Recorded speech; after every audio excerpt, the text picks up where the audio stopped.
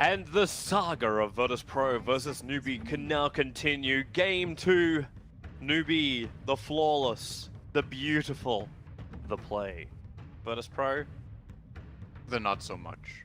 in that game. The not so But beautiful, the not so flawless play. I feel like when you look back at that game and you just think about what happened, they made a couple of strategic mistakes in the draft. I think that game was really difficult. They ended up getting last pick Medusa when they had CK, and they let Nyx through to the second phase after picking Batrider second. So it's like, Yes. you know, there's a couple of things VP probably regret after that game that they're going to adjust to, and here's the first one. They've banned Nyx this time. Yep.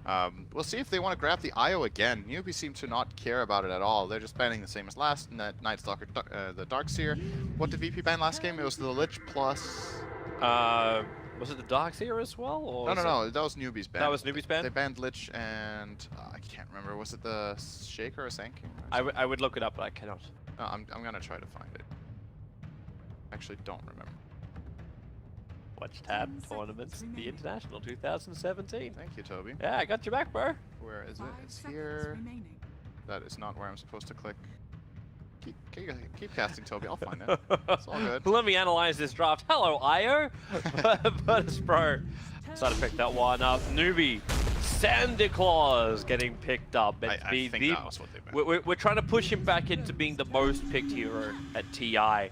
He lost his title recently, but now he is back. Night Stalker being banned out, and we're going to go for Puck. So again, Newbee opening up with this slightly harder to read a draft. KP can play both the Sanking as well as the Puck, but of course it could be support, it could be mid. Very difficult to read from the first two pickups. Or maybe that's what Newbee like a little bit more about, like VP getting that IO to start with. Like, it's very obvious how they're going to run their lanes. It's not going to be like this dual off lane we saw like LGD running with the Mag and the Nyx. It's not going to be that easy like buff up in the mid. It could be with the IO, but it's not going to be the harass style buff up. It's that like just difficult to kill kind of thing. It's just very, like, both of these openings are not that telling. I would say the IO is the most telling out of the two. There comes the Ogre for solo. So it was the Sand King. I just checked. It was the Sand King that VP banned last game. And generally when you look at Newbee and you look at Kaka, he loves playing these Impale style heroes. He plays that Sand King and Nyx, both of them very, very well. Good at landing those line stuns and seeing the moments of opportunity.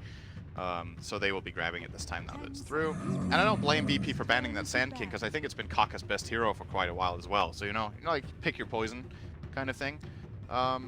VP grabbed the Ogre, Solo's classic hero, together with the IO. This is going to be a sick carry that they build with this combination of supports. We might be looking at something like a really true late game carry here for VP. We've seen them play something like Faceless Void in a couple of their games. They could be playing that both carry or mid for no one. I think he actually played the Void mid in one game.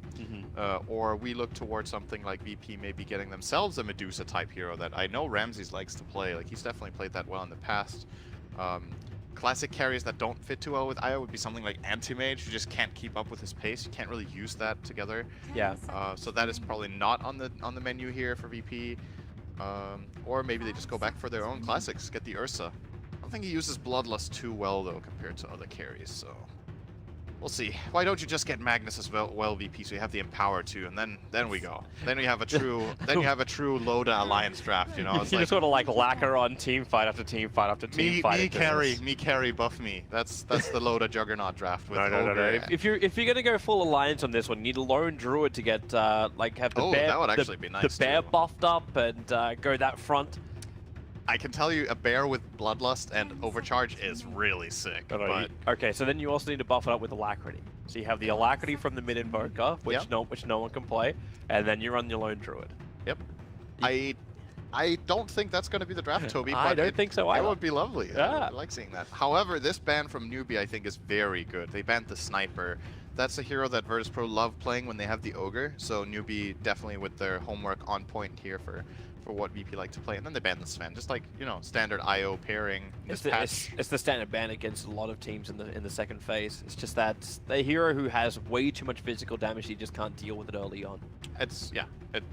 I think it's kind of overtaken as an IO pairing compared to some of the others in the past. Sven has kind of become that new IO favorite instead of Tiny. That said, though, I do think IO Tiny still has a place in competitive Dota and can be run, but we haven't seen it this tournament. Tiny is still unpicked entirely, I believe. One of the few remaining heroes that haven't been touched at all. I don't think it's been banned either. That's the reason why I joked about it in the last game. Just like, hey, you can do IO Tiny. Yeah. Hasn't been picked.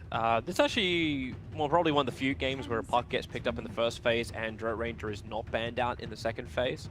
So something Newbee could potentially look at. Dangerous when you're up against an IO, however, to do it. You might be right. They might be setting up for it. Here's the Visage. So if they do this, you could potentially push the puck into mid. Or the off lane, it's fine.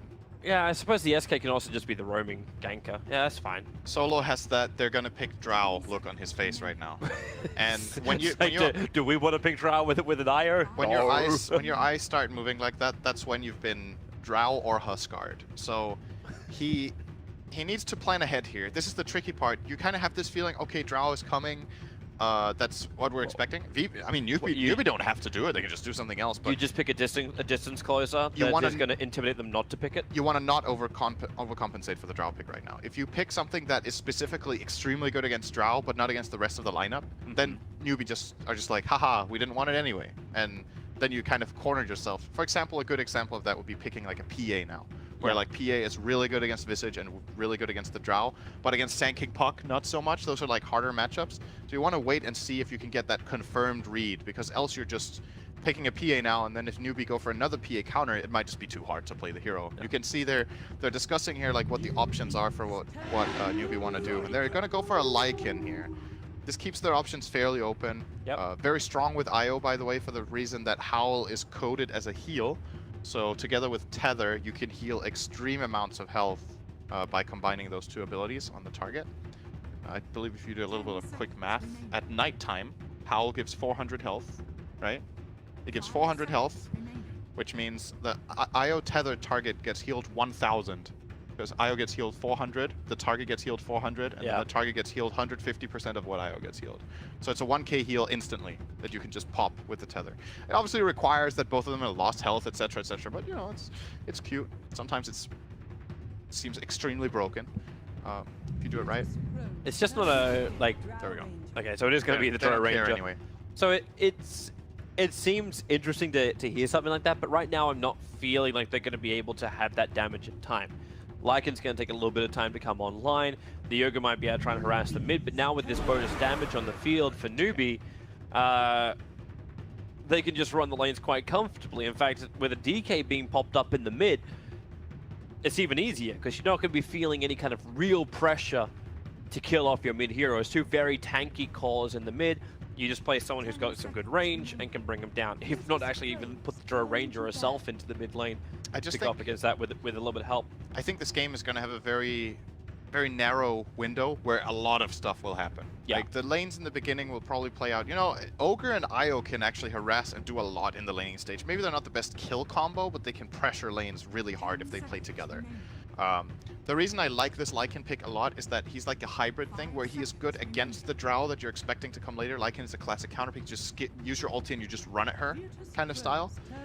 But he's also better against the remaining three heroes that Newbee already had than a PA, for example, would have been. So I think this Lycan pick was very nice as a solution. And they got the Drow they expected. There comes the Dragon Knight. So what's going to happen here is that Newbee will want to try to just build up in their lanes, get their Drow to level 6, get ready to start knocking down towers. And if VP are ready to fight, their lineup plays really fast in fights. Lycan is quick, Dragon Knight with IO is very strong and can deal a lot of damage pretty fast.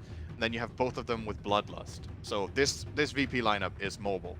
It's really, really fast. And I don't know if Newbee are in as good as a position as the last game. There's going to be the Queen of Pain to round it all off. That is an off-lane quap for Pasha. Very unusual pick these days, but again, it kind of maybe just ties into their idea of how they want to play the game. Like, get some levels, we want it. This time, we just want to fight them. Like, that's probably what they felt after the last game. Guys, we're VP. If we can't fight, it sucks. Let's pick heroes that can at least fight. So that Newbee need something that's going to help them sustain and just win the fight hands down. That's what they need in return. But what do you get in that case? Do you get someone like a Death Prophet who's like, oh, if you want to initiate on me, I'm at least going to Spirit Siphon you out and have like a huge amount of physical damage? They still need a second tower pusher to go with the Drought Ranger. I think Timbersaw is pretty good this game. Timber? He's good against Dragon Knight in lane. He's good against Lycan in the game. He's good against Io. There's 3 strength heroes. Would you push him into KP's hands then and let... Timber mid. Oh, so you actually push Timber mid against the DK. Because the problem is, like, when you look at VP's lineup, they can't put Queen mid. I think so. I mean, technically, they could put Queen mid, Dragon Knight safe lane, and then you off lane Lycan dual lane or something like that. But honestly, that sounds pretty bad. Yeah. So this Quap is not going mid. And that means you're guaranteed a melee matchup in mid. You know you're facing DK or Lycan. You can get an Ursa as well, or you can get the DP, which I like that pick as well. I think it's fine. Like you mentioned, it's good against, again, similar logic, good against Dragon Knight in lane, good against It's no one's Queen of Pain. They're gonna put her Wait, in the mid. What? Off lane Dragon Knight, dude? It's maybe. Trixie was talking about this months ago. He was like, this is the new thing. And then it wasn't. Okay. And then it wasn't for months. Are we really using... Look at see, rubbing his hands together. Let's go, boys. I love this game. I want to get some Dragon Knight steak. I don't know if VP feel like forced to do this just because of that DP matchup in mid, but this to me sounds like something that can either look incredible or just suck. Like those are the 2 options here. I don't think there's a middle ground. If you're using Trixie as your reference, yeah, incrable or suck is a pretty big one. That's pretty rude, Toby. I love Trixie. That's kind of harsh. But okay, I'll let it pass. It's okay. Go for it. You'll let it pass. The rest of Finland shall not allow. I'll allow it. Oh man, but yeah, this draw from Newbee just looks really, really good. I'm wondering if they get as much space as they did last time. The rotation that came out from Moogie with Weaver, like he bumped up to the top lane, they tried to be the ones ahead of the rotation before VP. This game seems to be maybe a little bit different, like who's able to get the rotations with these heroes. So KP is playing the Death Prophet, and SC is playing Puck. Okay, I'm sorry, what? I have lost track of what is happening in this game now. I'm not even going to look at predictions for this one. I'm going to focus on the lane. So it is Moogie's safe lane. They're going to run SC as the Puck in the mid, and it's now going to be an off-lane Death Prophet while we're running an off-lane DK. No one will take the Quap to the mid lane. Solo and Lil doing their thing with the Ogre as well as the Io, and Ramses is going to be that bottom lane Lycan with double slippers first. So looking to get that PMS and survive. And KP built boots first and a couple of tangos, like a set of tangos for the offlane Death Prophet. This is awesome. This game, like no matter what, this is just awesome. I'm so curious here. This is an offlane Dragon Knight with Poor Man's Shield, Tango Flask. And he will be facing the Drow. I guess that's a pretty good lane if you're offlane Dragon Knight to face like this kind of physical damage only hero. But it's going to be terrible because you've got no escape. The second she hits the second level up in the cold arrows, it takes Drow a lot of hits to kill a Dragon Knight with 4-man shield. A lot of hits. I don't disagree. But then she gets level 6 and then it takes almost none. Oh, you know, I mean, if you at least are playing until level 6 as Dragon Knight offlane, that's pretty good, you know. But what's your second plan for both of these off lane? It's like, do you bail off into your side camps and farm this off if your lane doesn't go well? Do you rotate? Does someone rotate to help you? I think the main thing you just do if you're Newbee is that you make sure Drow gets to play. Like Drow gets a good start, gets that 6, and then everything else is secondary because when Drow has the 6, you can start activating your lanes way better. Just make sure she gets a good start. Try to get a read on what VP are doing with their lanes. Counteract it. And if you're VP, you want this support duo to get something done. Like Io and Ogre will want to put a lot of pressure because I think at this point in time, they are the 2 strongest heroes on the map when they combine. The Io Ogre duo is very powerful early on. And they're going to have to help out mid. It's like no one is already under attack. So is KP. Like you got Pasha being attacked, you got mid being attacked, Kaka is there for that. KP gets initiated on by Solo and just commits a Spirit Siphon. This is his way of surviving against Solo. But you can have a look at Pasha top right now to get an idea how long this is going to take. Grave Chill, attack. He just stood still. Like, come on. Dragon Blood and full PMS up. Yep, got this. 11.3 regeneration with a Tango Munch. Yeah, 7 armor and the base regen plus 4. It's funny to watch like both teams experimenting with it. It does really look like hard off lanes to kill. Kaka, a little bit of a trouble for him. Getting caught by Solo in the trees, but at least he's taking the Ignite and not KP. How's no one looking for CS in the mid? It's 5-3 up against SC's 4-3, and still fighting underneath the town. So that's not terrible. It's the Lycan who's having a great time. Ramsey's at 11-4 is CS. Yeah, looking a lot better than the Drow Rangers is, but Drow Rangers' attack animation is also ass. We're generally seeing these safe lane Lycans get a lot of CS in lane just because of how good his base damage is, plus Feral Impulse, plus Quelling Blade. Like right now, Ramsey's attacks deal 100 damage each on creeps. It's very difficult to contest. All right. Nice. That's surprising. Ogre just found Sand King, and Solo went for the 1-1-0 build. He's probably going to start maxing Ignite now, or Bloodlust, pardon me. But that was, that's what sometimes happens at these runes, you know. Both heroes want to go for the rune. Sand King was fairly low. Nice first blood here for Solo on that Ogre matchup. Yeah. Nice little dream start as well if you're a Yoga. Looking to get the levels, looking to get the boots, looking to get the movement speed. Toby, I'm just saying, this offlane Dragon Knight has 9 CS and he's level 3. And you were questioning. You were like, this is not I was questioning it, throwing it down. Just like, I questioned the Trixie, alright? You're like, this is not going to work against Drow. Like, look at this, man. Okay. He is actually, look. Dude, later on, it's not going to work against the Drow Ranger. At the start, like, it's the level 2 cold arrows I was talking about, but Mugi's prioritizing into the aura. He's going for a 1-0-2 on the Drow Ranger. Look at this attack. Oh, 25 damage. What am I going to do with my 7 base regen? He's actually almost out healing the attacks of Drow. They're rotating up. Here goes your stun. Ignite as well. You got the Breathe Fire. Mugi's got a couple of one-shots up his sleeve, but Faith, Grave Shield, needs to create space, but cannot do enough. But as she puts himself in harm's way with no cloak to protect him, Faith will go down under the tower, and Virtus Pro are now 3-0 on the board after 3-2-2. And that's what the IO Ogre can do. This is that exact play where these two heroes together can just dive towers. Ogre is super tanky with 8 base armor. You see him rocking this Boots, Lace, Orb of Venom build. This is like as early game oriented as you can get with your item build, and they just dive in. The IO Ogre together is one of the strongest support pairings early on in the game, and just punishing Newbee there. You are questioning KP's offlane. This man's gone 15 for 7 on the offlane, Syndred. Yeah, it's going great for both offlaners. He's got more CS than the Lycan has at the moment.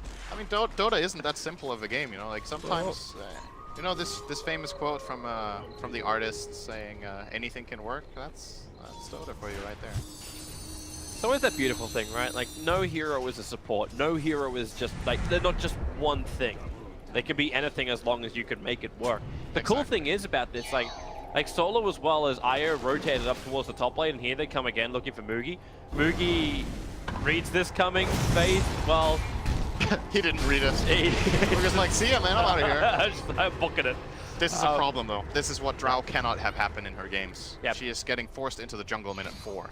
But when this happens, that's when like Kaka was attacking into the bottom lane. It's when KP gets up in Ramsey's face. No, when this happens, you just get dove in the jungle as well. That's what happens. Boy. Here they go. They need mana. They need mana for Ogre. He doesn't have a stun available. Ogre. Mugi can also move over to the shrine, but now that no one's blinked forward, he's got 3 points up in screen, but they don't even need it underneath the tower. They'll find the kill. Dro will now have her 2nd death.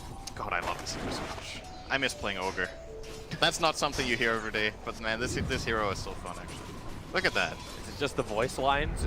It's like everything about that hero. Just look at him, man. Look at how this hero is, and its voice lines, and how you play the hero.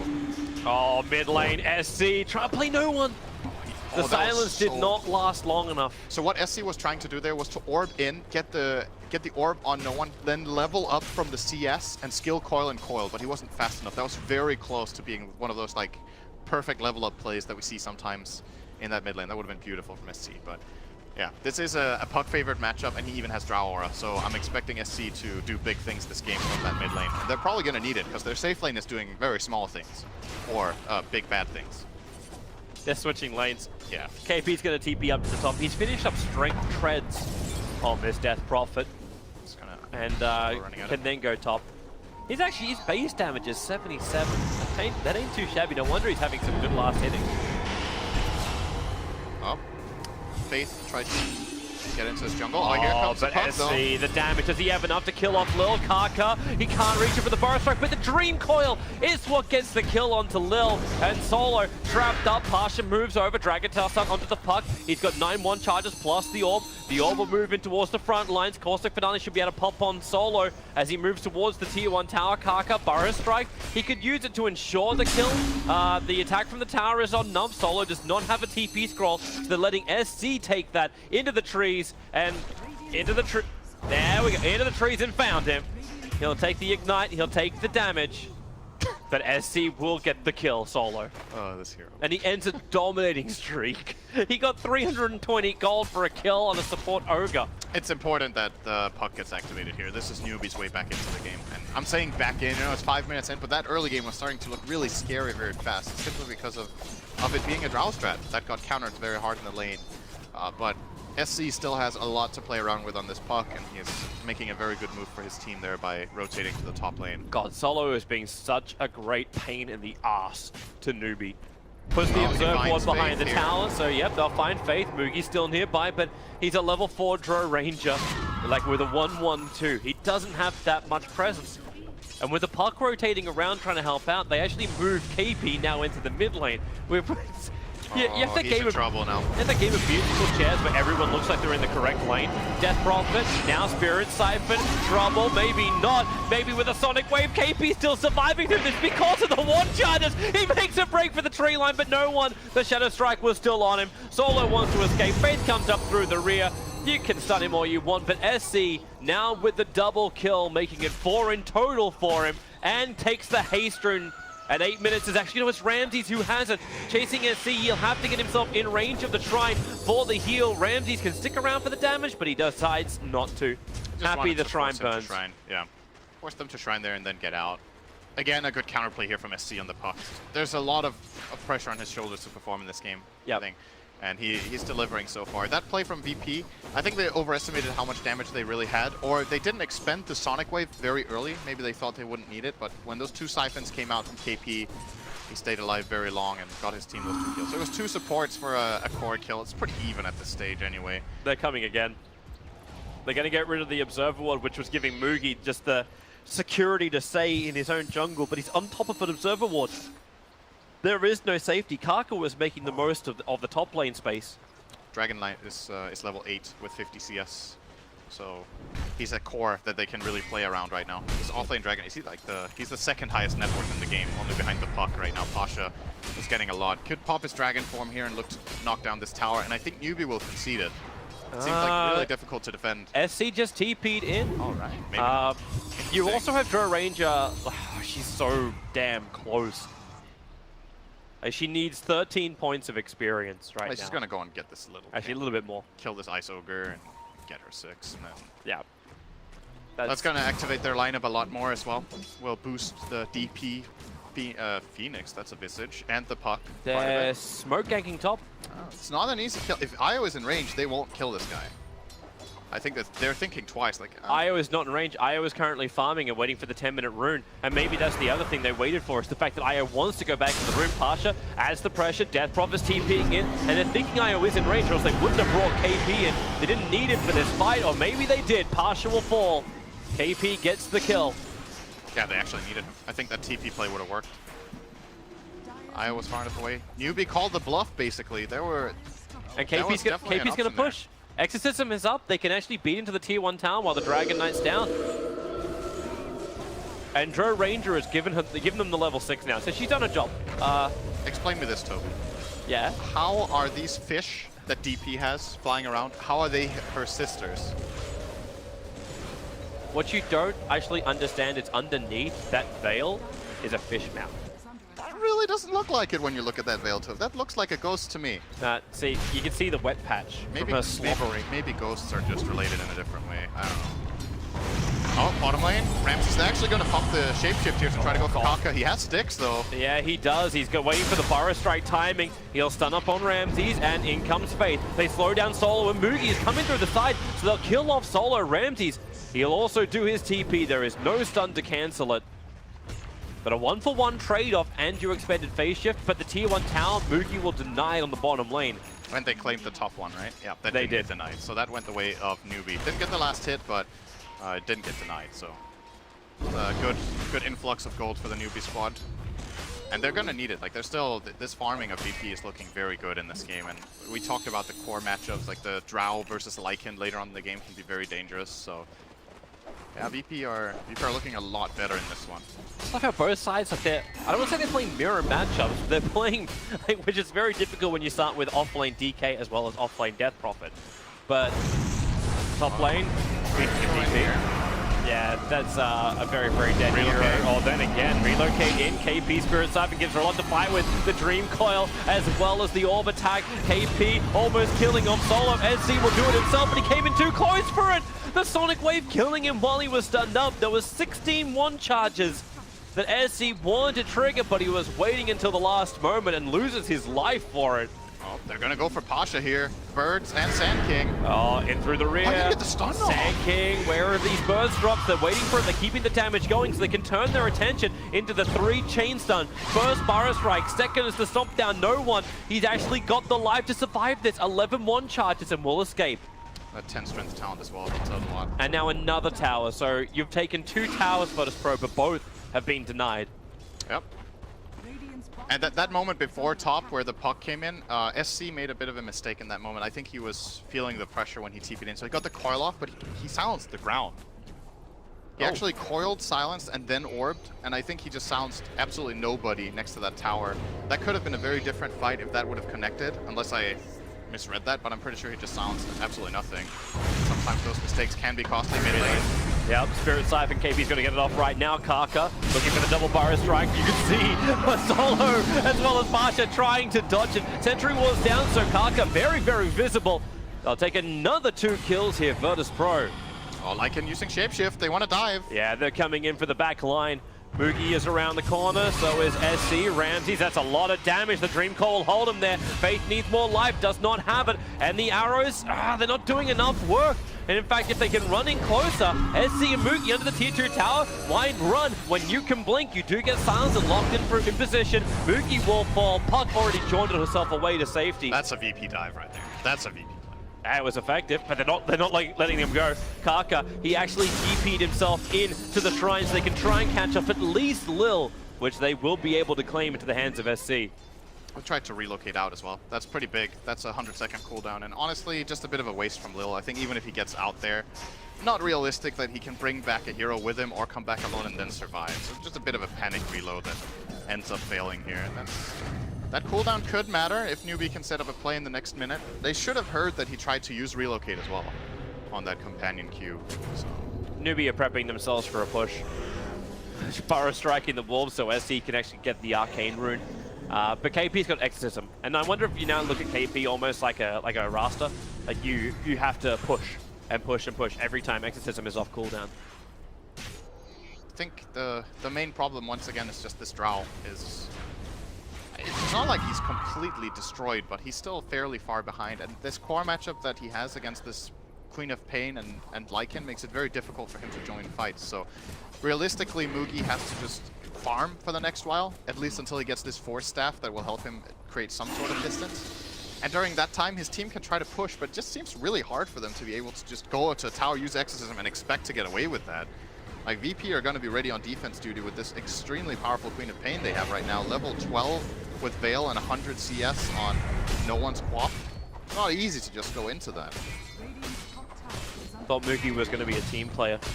He's going movement speed to try and get away from VP. Oh, I think it was Blitz I was having that conversation with about, like, Hurricane Pike and why do you actually spend that much money on a full Hurricane Pike as opposed to just keeping the Dragon Lance and going for the other critical items you need. But I suppose in this game, positioning is everything. You want the 4-star. Drow is a positioning hero. She can't really do much else, right? So she has to play Unless you turn her into the damager. Pick up something like a Maelstrom. Yeah, but you have to plan position. They're going to fortify on this tower. You still got the catapult there beating into it, but they want to get the denial. KP, nah, they won't get it this time. This 2 out of 3 towers tonight. This Dragon Knight's really tanky. 2100 health, like 25 armor. Actually more, he has 30 armor when he uses his armlet. So 2100 health, 30 armor, and a Wisp behind him, and Bloodlust. Alright, SC, you really want to go for this? He gets the Veil onto no one solo with Pasha. But there's no follow-up. Lycan's got his shapeshift and a level 2 Necrobook ready to run around the back lines. And the Wolves are doing so much scouting. They know exactly where Faith is. They know no one else is behind it. They understand there's only 3 heroes actually fighting for this mid tower. Kaka is trying to get his Blink Dagger money on the top lane, but he's still short by 200 gold. So while Virtus Pro take this tier 2 tower, all Newbee can do is just sit there and watch.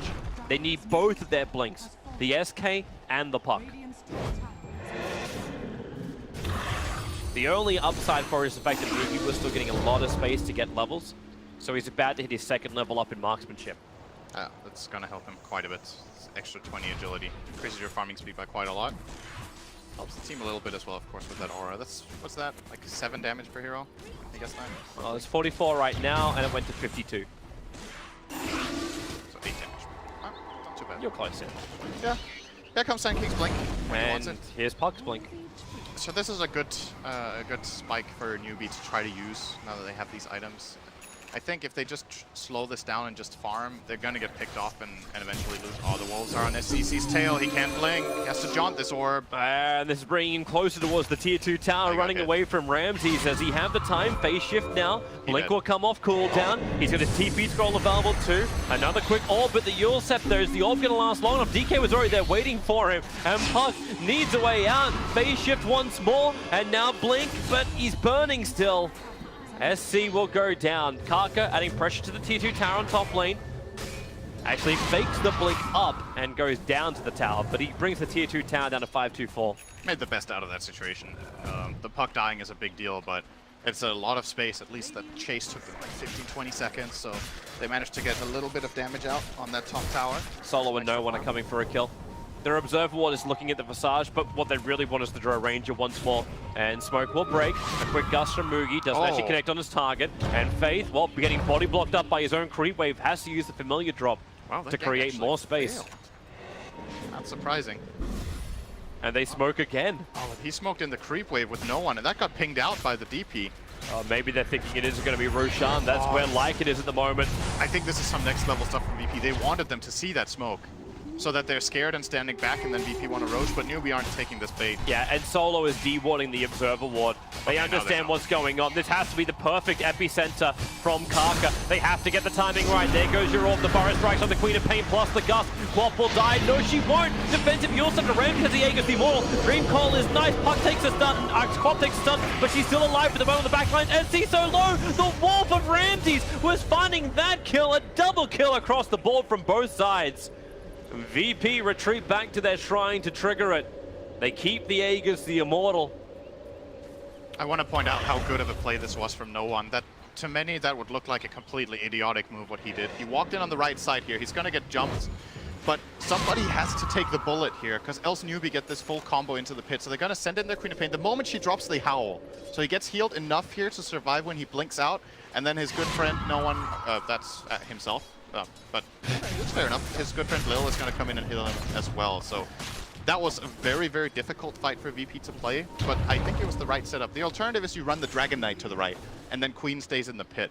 But one of the two has to go out there, or yeah, maybe the Ogre could have also done it, actually, but just someone in that moment, and they felt like Quap could take enough damage and still survive, and that was the perfect read. She almost didn't. Like, if that wasn't a level 1 silence from the Death Prophet, she wouldn't have survived. She wouldn't have been able to blink out in time.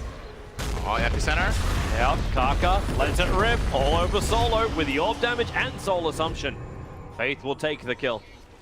And Ramses, he's looking for something else. The Wolves, they are looking everywhere. Ramses is having a fantastic game here.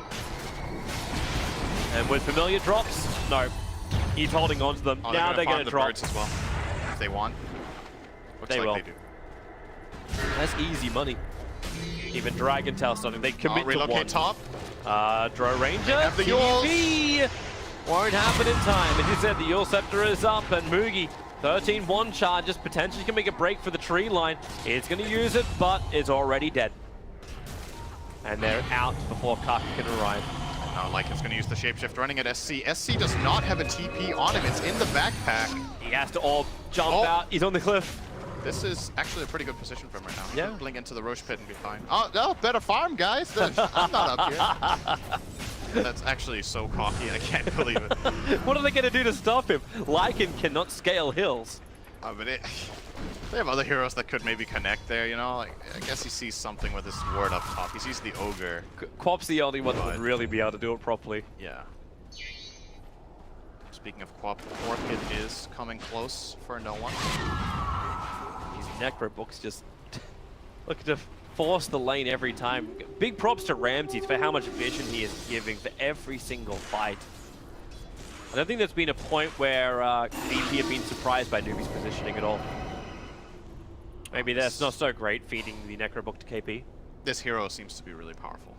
There's multiple teams running Lycan with great success. EG has not lost a game, I think, yet. With their Lycan either. Or maybe they've lost a single, but it's been having a very high impact in every game I've seen. Wolves are on the hunt again. He will get a little bit of information with this first wolf in the dire jungle. You see just how defensive they're being. FaZe holding himself back behind the tier 2 town. We can also look at No One and SC, the two big players from either side. The builds slightly modifying up. The blink into Veil, as opposed to the Yules and Veil, but Quap's still on her way towards the Orchid. And Puck needs his Yule Scepter. Yeah. Needs more control, but more evasion than anything else. Yeah, he's expecting this Orchid to come in from the Queen. He saw the Oblivion Staff, and he has to counter-itemize because the Queen will be targeting him with that Orchid. He doesn't have it relocate top. Kaka gets Breathe Fire at the same time. Oh, TP out. They've got the Yule Scepter once more. No one. Time and time again, they get this to work. Does Newbee try and punish on the relocate back? Ogre's hanging around. They have the Observer and Sentry. Solo and Ramses reveal themselves on bottom. But the relocate is just so far south that there is no punishment space. They're playing really well around relocate, VP. This is a different beast than in game number 1. They get to play the IO the way they want, and suddenly it looks like a completely different hero. This tower's gone as well. VP extending their lead. Looking for Roshan, so the Aegis will be reclaimed momentarily. They might just look to try to high ground with their Necrobook. Yeah, Ramses goes in, hasn't triggered the Necro yet. They still have that Aegis, the Immortal. It doesn't have much longer left on it, however. It's only got another 15 seconds before it's going to burn, but they get the fortification down from Newbee and do some chip damage to the tier 3 tower. Ramses needs to be careful here. If he goes in now on this wave, yeah, he can get killed. The Aegis will be gone. It's expiring now. Let's see if VP... Oh, they don't care. Yeah, well, Pasha's committed Dragon Form. Here comes Kaka with the epicenter, the damage into the Dragon Knight. Lil trying to actually repair him, but he cannot do enough in time. In fact, getting caught by the Dream Call into the Soul Assumption. And Virtus Pro, maybe you should have had a care in this world. Lycan has to shapeshift to run away. Puck's trying to catch up to him in time. It's too far to go. But 3 heroes lost, 2 supports and a DK. I'm surprised they went for that. That looked a bit just, I don't know, arrogant almost, naive. That Dragon Knight could just, I mean, it is a tanky Dragon Knight. Let's be real. He's really tanky, but he doesn't have magic resistance. And these heroes are destroying him. If he had a hood there, this would have been a totally different story. But the itemization of DK right now doesn't allow for that style of play. The Blink Dagger has 0 value. So you look at his net worth and you're like, this is a farmed Dragon Knight. But that's 2k of his net worth in that fight is inactive. So it's a 6k net worth Dragon Knight, who's standing on the enemy high ground 25 minutes in and expecting to survive that. If they let Newbee set up like that, that's just not going to happen. Yep. And this is now going to give items into Newbee. Moogie's looking to pick up an S and Y. Your Yule Scepter for the Puck is completed, flies out in the courier now. Death Prophet has Solar Crest plus the Yule Scepter and is looking for a Blink Dagger onto KP, so he can be the initiator. Even Kaka is so close to finishing up his 4-star. You're adding all of these critical items, and the Aghanim from Visage is now 1,400 away from it. These items are going to allow Newbee to have far superior fighting to what they used to have, which basically brings them on par with VP. That was definitely a big mistake VP just made there. That kind of broke the game wide open again. Yep. What was actually the swing? So you went from about 3k in the net worth to about 1,000 in favor of Virtus Pro, just under it. And Newbee, for the first time in this game, actually lead the experience run. It's also a bit of a momentum swing. It's one thing that they get these graphs the way they do, but these deaths from VP allow Newbee to get some time to push their waves out. get their cooldowns back and feel comfortable in the game. Kaka, that's ballsy, Kaka. Ramsey's the sentry ward, he power strikes and then blinks away. I don't know if he's trying to bait out the Necro books for a tier 2 tower kill or something, but Sandstorm underneath the tier 2 tower in front of the entire VP lineup. VP will not be making the same mistake again. No. Are they going to go away? I think VP's play now was, okay, you know what, guys, that was too much. Let's chill, get the top tier 2. Now we've taken all the outer towers, farm the map, wait for Roshan, get our BKB on the Lycan, and then we can think about going again. I would actually still really like to see a Hood on Dragon Knight. I think it would be a really good investment, to be honest. I know this is late into the game to buy a Hood, but look at what problems he's facing and what he's against. And remember, he's an offlaner. Yeah. He doesn't have to itemize a lot of damage. He has a Queen of Pain and a Lycan to deal the damage for him. If he's like a controlling, tanking beast, I think it's really good as well. And instead, right now, he's just trying to get the evasion. He's trying to go for the Solar Crest. Yeah, he's going to get the Crest. It's also a good item, of course. Oh, wait. Are we actually going to get Tesla Ranger? You got the point booster and the Drow Ranger at the moment. I think this is an Axe. It could be a Scotty, but Yeah, it isn't. It's a completed Axe. He's finished the entire thing. It's on the courier. Oh, he has it. We actually have Tesla Ranger. Well, not yet. Not yet. We need to have the Maelstrom. He's going BKB next. Shame, shame, shame. But still, with the Aghanim Scepter, this is a lot more difficult now for like Wolves and Necrobooks just to easily force into the buildings. It also increases his farming speed. Oh yeah. He farms a lot faster. He just cleared an ancient stack or an ancient camp rather. Yeah. A few seconds there. He's put in the Maelstrom for Mjolnir build into his quick buy as well. We'll see which one he wants to go first. The BKB for immunity is obviously a nice thing, but right now the rest of his team is doing good work, and with a Blink Dagger, like soon onto KP, like he's already going to be the front liner, which VP can't deal with, so Dro's just got to keep a distance. And it's kind of odd to also see you go Aghanim Scepter before you get Maelstrom, because normally it's the other way around. Maelstrom allows you to farm faster to get the Aghanims. Yeah, I wonder what the logic is here about that order. It's probably because he just had the money. I wonder what the... If you just think about the math for it, yeah, Maelstrom increases your farming rate by a lot, but not this much, I think. Like, his damage is so high now that the Chain Lightning does not compare to a Split Shot. It's also a more expensive item, but it also, the stats on it are way better as well. Like, all of this... nice to get that health, the agility for Drow. It's because it's not a natural progression. Like, they had a great fight, but he got a crap ton of money in, and he could just afford the entire thing straight up. Oh, Ramses. Yeah, Wolves are scatting out, however, they just see so much. VP need to be careful to not drop the ball here. If Newbee get ahead in a fight, I don't think they can lose it. Like, Roshan's up. Their lineup is very naturally snowbally in fights where the Exorcism is running, and you have the Drow getting right clicks off, and the Visage Burst will keep dishing out damage. So if VP aren't very careful, and they just lose a hero fast, I don't think they're coming back into the fight realistically. So, gotta be very cautious not to get jumped. And Roche is... This is going to be the most important moment of the game, what's about to come up here. Yep, and both teams are watching it so closely. You got the defensive observe ward up from Newbee, so no one from VP will aggressively assault in unless they're going to basically smoke into the enemy jungle to find a kill before Roshan. So it's very defensive wards. Both wards are on their side of the river, but it lets them cover the front of the Roshan pit.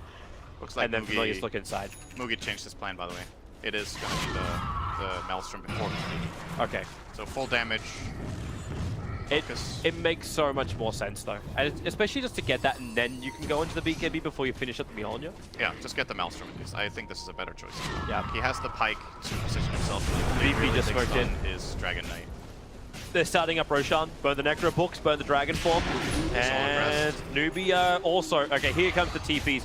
They smoke before the puck and the Drow Ranger are ready, but yeah, this Roshan dies so quickly. Familiars can't get in, and Pasha actually farms both of them on the way out of the pit. That's why the Solar Crest is very valuable. Kill the Roche a lot faster here, Pasha. If he didn't have the Crest, that could have maybe turned into a fight. But Newbee, we're probably not expecting it to be this fast. It's just like here, it's nighttime, there's Howl, there's Book, there's Crest. Yeah. That's a quick Roche kill. So how does VP now approach this? You have an Aegis the Immortal on your Queen of Pain. You've got the cheese on the Lycan. But pushing into the Newbee lineup inside their base seems like a really bad idea. You can't keep the creep wave up because of what the Drow Ranger is built into. You can't just go inside the base because then you're battling against an SK which you cannot stop. Like, you can't stop them from getting the epicenter. You cannot stop the Dream Call from SC. They got a lot of control from Newbee, a lot of damage, where Aegis and Cheese may just mean that you just died twice with the Aegis, and there's no rebuttal. You can play a bit of a slow Aegis here, I think. That's fine for VP. You know, farm up, get another core item. There goes the Shiva from Prop. It's going to help a lot. The BKB on Dragon Knight, I think it's important. Like, I was talking about the Hood. Of course, the BKB will be a better version. Oh, they found it. Yules, you got the Orchid available because there's still the Yules from the puck. So it's this bait game. A blink up from SC. Phase shift too strong. Can't find him. No one's trying to. SC will get his TP out. No one won't find him in time. Oh, they may have found the Sand King over here. Lil. Yeah. Courier. Kaka just wants out. Yeah, Kaka's out. They didn't get any kill. So what I think VP could do, it looks like they might just go down bottom and try again. But I think waiting for this Dragon Knight BKB is really valuable because then they have this frontline sieger that feels safe. Like right now, it doesn't seem like any hero can feel safe. They could do it with Queen though, with this Shiva and the Aegis. He has 30 armor and 2k health, so it is pretty tanky, of course. I mean, second life makes a big difference. Oh, look at the clearance. Orb as well as Crypt Swarm. Yeah, the amount of complete. This Drow clears waves really fast. Yeah, especially when they're chipped down by everybody else. That's why I don't see VP being able to get inside the base of Newbee. And even if they do take a lane of Rax, it's still not enough. This could be one of those games where we actually have Megas on Megas because both teams are just so adept at defending high ground. Maybe not so much the Virtus Pro lineup, but definitely the Newbee lineup. Like, we push wave, you push wave, but VP have access to the jungle. So if Newbee are just standing here, they're losing a full triangle every minute, which is about, what's that? Like 600 gold, 500 gold? Oh, the silence on puck. Has the Yule Scepter up. Now, maybe baited in. Pasha, too far in the front lines. The Burrow Strike is there. Moogie just letting the fire rip. The Sonic Wave massively ineffective. And look at the bounces. This throw Ranger, they have to stop it from doing the damage, but the Familiars are holding him in position. Death Prophet was merely a distraction, but Ramsey's now inside the base. Cannot kill off Kaka, doesn't have the vision for it. The silence of the Queen of Pain. It's the gust from Moogie. It's enough control, and IO came in to help, but all IO ends up doing is dying as well. VP tried to force the issue. The Aegis Immortal will allow Ramsey to TP away to safety. Pasha, maybe not so lucky, blinks up in 2 seconds time. SC, does he find him? He guesses the wrong side of the trees. Checks the lane instead, and he will not find the DK or the Lycan who are home. VP are just running their heads into a wall a bit. I don't know. That's the exact same play they did last time. This time they might feel like, okay guys, this time we have Aegis and Cheese, we can definitely do it. But the problem is this Dragon Knight takes so much damage so fast that they have to relocate him out, and they get into the fight on the back foot, and this Death probably gets like 3 or 4 Spirit Siphons out, and really makes that fight difficult for Virtus Pro. Yeah, like, where was your burst damage? Like, you want to kill the Death Prophet so you can focus on a new target, but she's Spirit Siphoning 3 people, has her Exorcism up, it's too much. And then the 3 Familiar drops, I think, actually stunned 4 heroes with each drop. Because they all grouped up. It's really not that easy for them. Like, this Newbee lineup is super good on defense, and now that the Mjolnir is complete on Drow, it's going to get even harder. I think at this point your approach might be something along the lines of, again, get the BKB on Dragon Knight, BKB on Lycan, and then you try to break the base by using your BKBs. During that time, your heroes will not die to the Newbee lineup, at least. It's only, like, this Drow lineup, or this Drow build is very magic damage centric right now. He hits for 300, which is a lot, but they have a lot of armor, and the Mjolnir is ineffective during that. So. SK, Kaka, no one's able to get a nice little pick off. I know, like, the strategy you're talking about to push in, it doesn't sound like something that's sustainable enough. Like, you might get 1 lane of Rax. Yeah, that's a better start than this. I'm not going to disagree with that. Instead of the stalemate, you can get something. But it doesn't seem like something that's going to help you end the game. Because Newbee's counter push is still insanely strong. But you got to start somewhere. Like, it's better to get 1 Rax than none. And if the alternative is to just farm the map and control and gain gold, fine. Then they need to play that. But, you know, they had this iron grip on the map right there where the entirety of Newbee's lineup was in the base. They had the triangle that they were farming on the right side. Newbee definitely didn't have any heroes out on the map. You have 2 options there. Either you try to run your head into the enemy base and take that tower, or you just go with one hero and farm the other side of the map. Like you could imagine this situation where VP keep 3 heroes in the area they were in, and then IO +1 is just farming all the creeps in the jungle, and Newbee will have no idea because they don't have information to go on. That's when you're out farming your opponent really hard, because Newbee get 1 wave every half minute, and you farm 2 full jungles. Then we're talking like a swing of about 1,000 gold per minute between the 2 teams. That's what they could have done. And you look at Newbee's lineup, it's not very likely that they're going to go on these skirmishes, right? With like 2 heroes out in the jungle and trying to find picks. Like, that's not how their lineup works. It's a 5-man lineup. So I think VP could think about approaching the game in that way. Or if they want to go for this push, they have to approach it differently. It needs to be the Aegis hitting the tower, not this Dragon Knight that needs to be relocated out immediately. We could wait another minute and a half before we'll find out when Roshan's going to spawn, and then VP can make their plans as well. But Newbee, together they move out. Together it's hard to be picked off. The SK, okay, yeah, you can lose Kaka on the top lane, but he's also, actually, has he finished it? Yeah, he's got himself a Eul Scepter flying on the Courier. So you've got more and more heroes that you want to engage on, which have more and more escapes. You've got 3 Eul Scepters now onto Newbee. Faith doesn't need one because he's got the 4 points up in Gravekeeper's Cloak, plus Ghost Scepter and 2k life. He's so fucking good. This is a tank. This is a really farmed Faith. Yep. It's unusual for him to have 9k net worth at this time. He has more net worth than the SK. Yep. They're neck and neck. Like, there's 50 net worth between the 2 of them, but yeah, Kaka is out looking for his own Aghanim Scepter too. You can just see the change in mindset of VP, right? Look at how their playstyle just changed in the last minute. This is exactly what I was thinking, right? Like, now they're just farming woods. The Queen of Pain just took the entire top side of the map. The Ogre is starting to farm jungle. The Dragon Knight is farming jungle. And look at how terrified Newbee are. They're moving as like these 3, 4, 5-man groups while they're just getting out-farmed across the map. Check the tendency on the gold graph. This is 0 kills. This is just raw map that they've managed to gain about 3k gold out of over the span of 2 to 3 minutes. So that's the 1,000 GPM I was mentioning. If Newbee don't start taking chances and getting out into the map, that tendency will keep going. And they have to wait 2 minutes for Roshan as well. Yeah. Like, the longer this takes, the worse it is for them. But then again, VP still have to go high ground. As long as Newbee are in position when VP properly commit and they win a team fight, then Newbee know they're going to gain a lot of this gold back. 1, through the team fight, and 2, through the push that will come directly after it. Oh, Newbee are going for this tower. That could backfire if Mookie needs like 2 hits. The enemy base. Literally 2 hits. Yeah, okay. That's it. They can't go further though. If they start going for the VP base, I think it could backfire pretty hard. VP still have the IO advantage of being able to relocate and then push and defend at the same time. And that looks like Newbee have the same read on that. They're going to back off. Yep. By the way, VP with 2 10-second BKBs. Both Dragon Knight and Quap have picked up theirs. So now we're reaching that point where there's a lot more margin for error in the fights. Lycan's BKB is still on 9.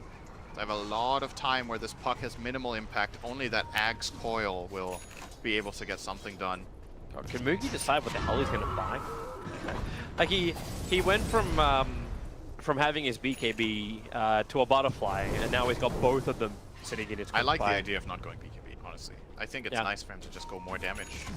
The way they're defending and positioning their heroes, he's a pretty difficult kill for VP in these types of fights. And how much is your BKB really going to help? He can rely on his teammates to keep him alive. The BKB just meant to be immune to, like, what, the Queen of Pain silence, the DK Breathe Fire? That's the same. He can prevent getting stunned by Dragon Knight, and he can counter the Veil, Shiva damage, which, I mean, it's obviously something. It's significant for sure. It's not a bad item. If DK is going to stun you, he's going to blink in and get the instant stun. You probably won't be able to get the BKB off in time.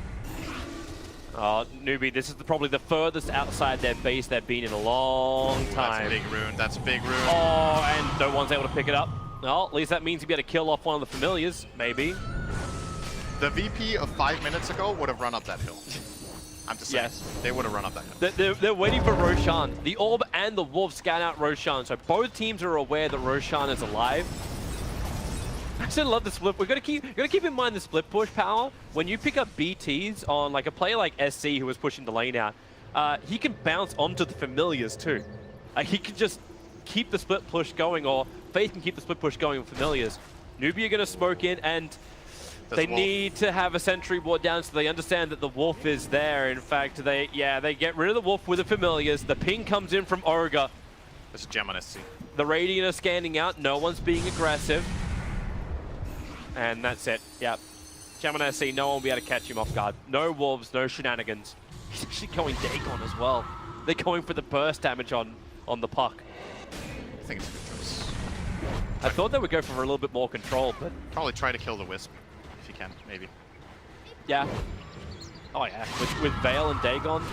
They can do a pretty substantial amount of burst damage together. Him and the Sand King can kill the supports with this combo of items. But, so... You see, the thing that just changed in the map over the last 2 minutes was that Newbee managed to... Oh, top lane, quick Yule Scepter. Io's in the neighborhood, but they don't have another controller. So Park will have to phase shift, jumps into the tree line, no one. He was about to start his blink down to SC, but we'll miss it. So yeah, what has changed, Cinderin? So the way Newbee managed to get out on the map, you can see in the graph as well, right? Like this is a change where they were starting to lose control, and then they got their side of the map back. Drow was farming the triangle, Sand King is pushing bottom, and the rest of the heroes are moving together. So they got a distance back. Now this is important. Yeah, SK's going to come back. The double stuns from Familiars inside the pit. The Necrobooks are down. SC with a two-man coil. Epicenter. The Dragon Knight is dropping down low. Fresh Familiars up for the fight. But then again, the damage is way too much. They're right on top of Faith, but Moogie, no one is near him. KP surviving with that Spirit Siphon. Where is your damage? The Yule Scepter will take the Drow Ranger up. KP has finally fallen down. The bash from Ramses. It can't just the Drow. No buyback for her. Buyback is available for the Visage as well. But Ramses is just cleaning up Newbee. The one fight, the big fight they had outside their base, and it goes so well. Oh, Pasha, SC's doing the work. It's not done yet. They're gonna get Oh, yeah, okay, yeah. Roshan is done. He would like to get an extra pickup, but without the Dagon, it ain't happening. TP away. If they didn't kill that Dragon Knight, this could have been maybe 2 lanes of Rex. I think at this point it might only be 1. They can expend multiple buybacks, but if the DK doesn't buy back, VP might be repelled just by the buybacks alone. Getting that Dragon Knight kill for SC was very important. There's the SK buyback. SC's just trying to get rid of the creep wave, but Ramses does so much damage. They'll burn the fortification. Burrow strike in. Karka hiding in Viz for the moment. You still got that Gem of True Sight in the safe hands of the puck, but you've just had a dieback on SK. That seemed like Newbee weren't on the same page whether to buyback or not. I think they just lost the game. This is going to be probably mega. Sand King can't respawn now. Oh boy. He bought back. 2 other heroes had buybacks but did not expend them. They need the Drow Ranger to fight this. She's not alive. They don't have the damage output to actually repel Virtus Pro. They could go for megas here. 13 seconds. No one can die. If Newbee lose one hero here, then maybe it is going to be megas, but 8 seconds until Drow Ranger is up. KP does not have his exorcism. Looks towards no one.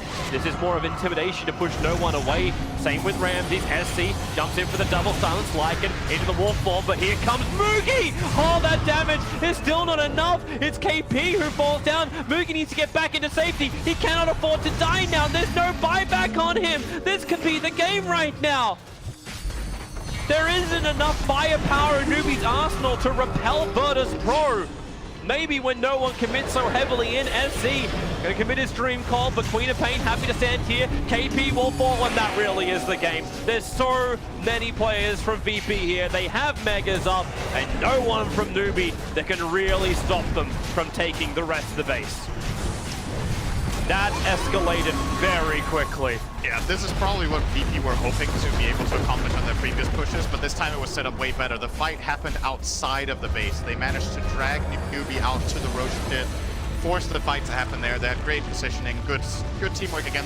The Dragon Knight got jumped on there. Well, it's very different. They relocated him just a bit off to the side, regened him up, came back in, and when they're fighting out in the open compared to the Newbee base, they could chase them down with the Lycan, run them down, and get those kills. And I think Newbee at that point, they're like, you know, we've lost 2 Roches in a row. This is the one we have to try to fight for. We have our items. They go for it. Didn't work, and the game just spiraled out of control immediately after that. So I think it's very important for VP to win this game after they ran into the Dire base twice and failed, and it's going to be good for their confidence that they won it. But I don't think they feel happy with how they won that game. I think that showed some of the old VP weakness of being too over-aggressive sometimes that can still be polished a bit going.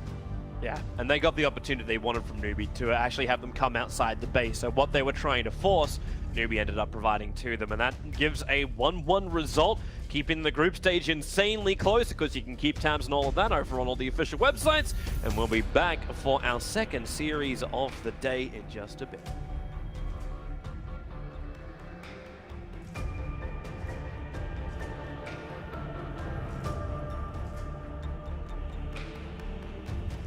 The battle in Seattle rages on. A battle for pride and a whole lot more. And already so much to try and understand, so much to dissect, and so much to try and get our head around. I know you guys are probably in a very similar situation to us here at the panel here in Seattle to try and understand exactly what the games you've just witnessed across those 4 streams mean. Some even happening right now, but I guess we'll focus first, of course, on the one you have just witnessed, getting to see Newbee and Virtus.pro doing Battle of the Dragon Knights and a battle of a whole lot more. I'm your host, Machine, and I am joined by some beautiful people who will hopefully be shedding some light on where we are at and how that series transpired the way it did. I have Pycat, we have, of course, Quinn CCNC, and we have Blitz, or Will, on the end there. Okay, guys, I guess we just start straight into the nitty-gritty. We saw the first series go the way of Newbee, first in the series go the way of Newbee, and in quite convincing fashion. In fact, you guys were having quite the heated debate. This was really fun. I'm just going to throw this back to the Wolves here. And there was a discussion surrounding a DK, Quinn. Now, you just didn't feel like that was a DK game. No, I don't think it was. Let's get our heads around this. Why wasn't it a DK game? Because others disagreed with you. They didn't really have any lane push that game, so it was very hard for them to make any moves happen or do anything. And they kind of needed a lane to play around. And but is that not a DK game then, or is it the other heroes that don't fit? Because do you not think it was a good game for DK, those heroes? Well, you can look at it from both perspectives, right? DK doesn't fit into the other heroes, and the other heroes don't fit into a DK No, but game. the other heroes are weak against what Newbee had, whereas DK is actually good against those heroes. I don't know if that's particularly true. Yeah. Okay, well, there's a Weaver running around. We saw a Weaver Rampage. You can bring that highlight up for you. There was, it was quite the scary start for Virtus.pro fans, I'm sure, Pycat. It was. I mean, I think it's a very tough Wisp game, for sure. This Weaver kind of just running around doing whatever he wanted. I think we're going to see soon a clip where Weaver gets to do pretty much what he wanted.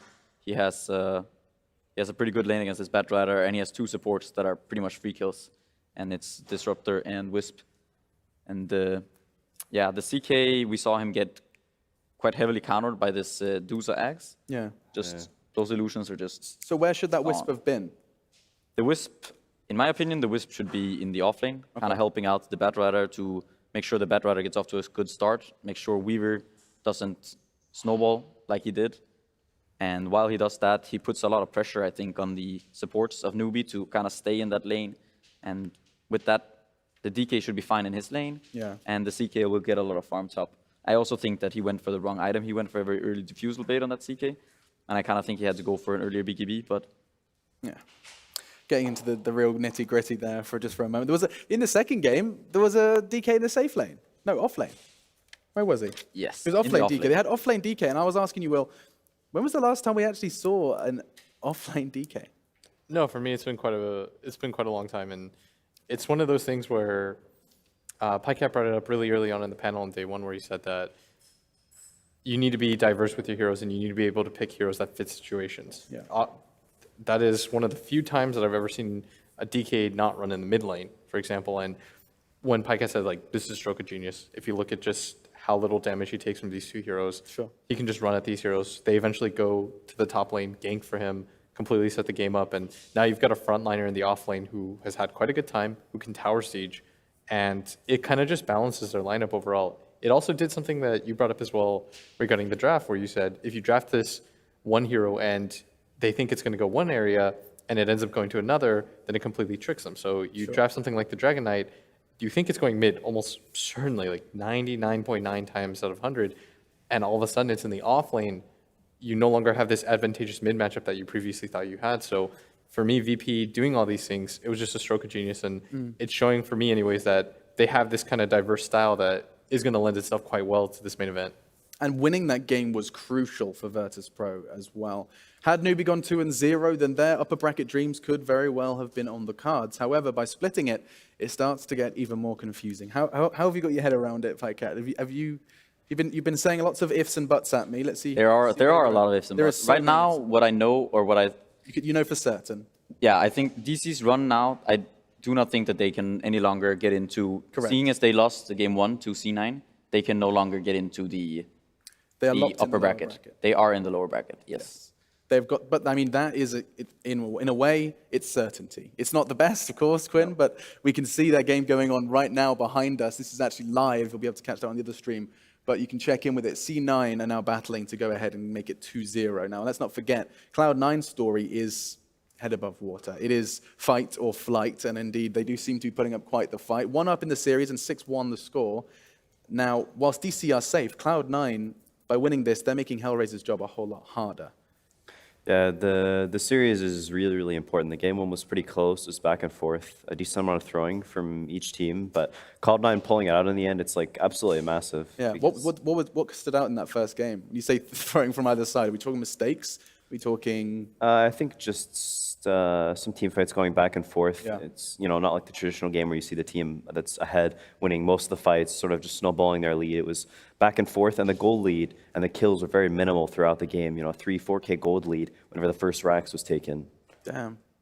And so now DC kind of, well, I guess a little bit more stability than they had coming into this tournament. You're in lower bracket. You are, however, in that scary place now. Cloud9, sure, battle continues for them. As I think I had it up in my, admittedly, I'm going to have to go and bring this back up. So for Cloud9, they can't get into the upper bracket.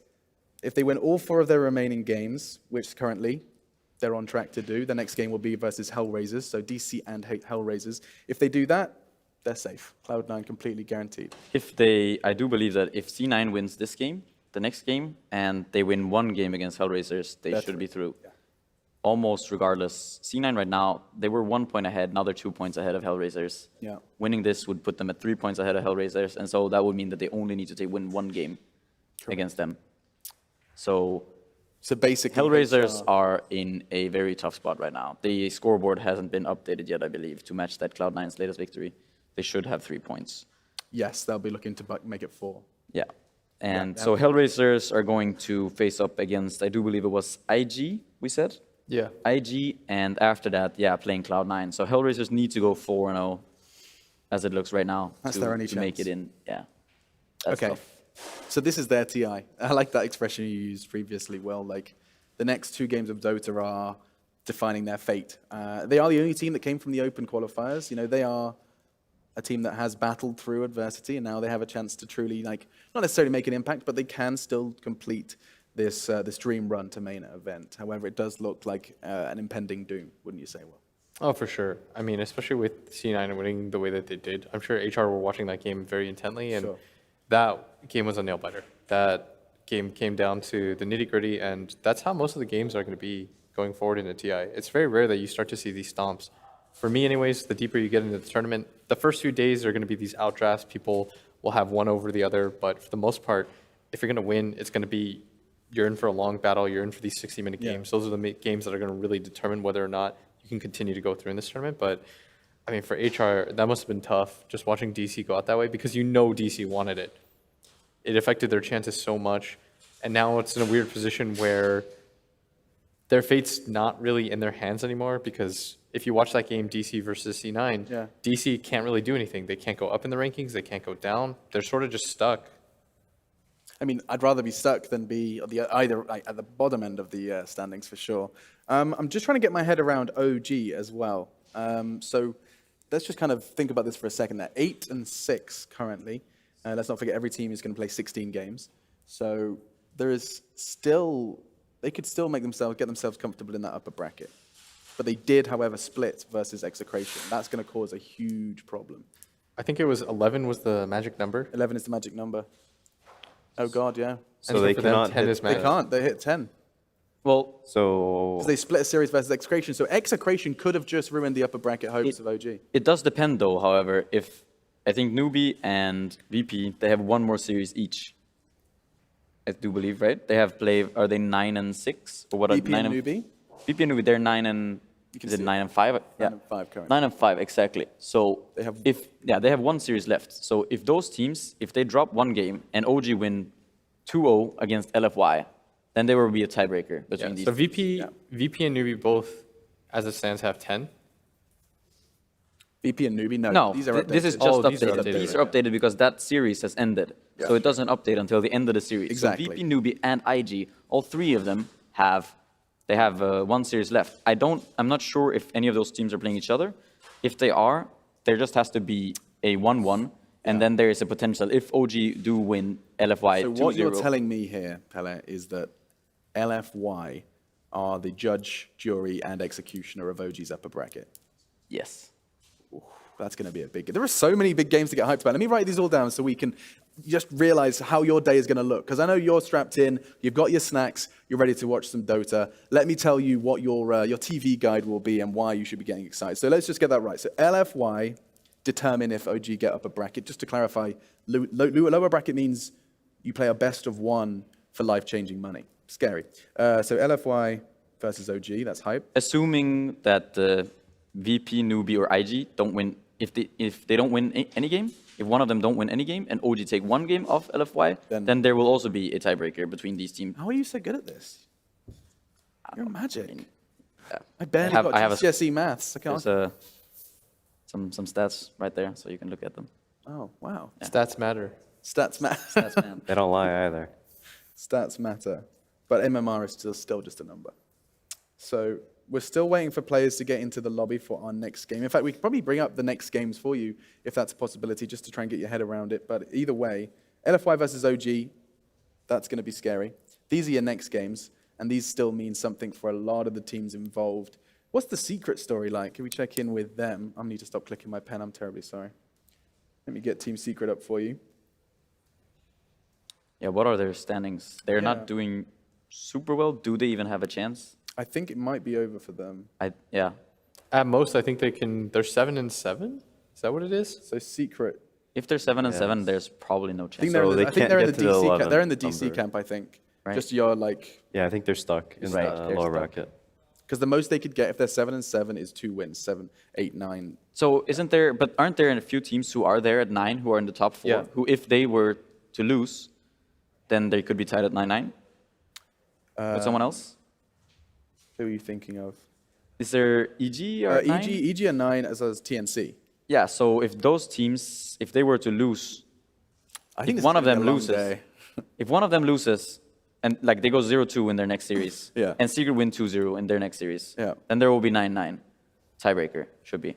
Damn, this is... Unless this the is what happened. head-to-head is... But I do believe that Secret played 1-1 against both those teams, so Well, Secret 1-1 to everyone. yeah, so Hence that the might be a 7-7. tiebreaker. Okay, this is... There are a lot of guys, potential for tiebreakers. I here. understand that this probably just sounds like we're speaking just nonsense, and most of it is nonsense, but I promise it will start to make sense as the day does progress. All you need to know is that pretty much every game matters for the majority at both the middle of the bracket and the standings and the very bottom, and those games will continue. You can see you've got more to look forward to with this one. The EG Fnatic game, Fnatic seem to have had their fate sealed.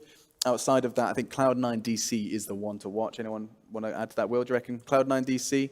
Get to see if Cloud9 can keep themselves head above water? Oh, for sure. And the thing that's exciting for me about that game and why people should tune in is because I think that DC, they want to play spoiler. It's not one of those situations with LFY where they took their foot off the gas. I think DC, for them, just for your morale, it's such a big thing to be able to win. Yeah. You lost that nail-biting game against C9. You might as well take them down with you.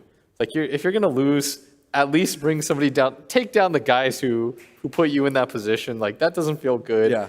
Take it away from them. That's what it is at this point. Play spoiler, ruin some dreams. NA will just be at the bottom together. I saw like a kind of a nod of confirmation from you, Quinn. That sounds like... Yeah, I think that is what their mindset is. You know, Yeah. you don't really have anything to lose. You don't have anything to gain. So, you know, this team that, like you said, took it away from you, like, you know, just try and beat them. Do it. Just continue to drag them kicking and screaming down into hell with you. And Hellraisers are going to have a real trouble versus Cloud9. That's going to be it for them. They're going to have to win that 2-0 if they want to survive. With all of that said, we have got about 3 minutes left before you guys get some more Dota on your screens. It would be Liquid versus Secret. Let's just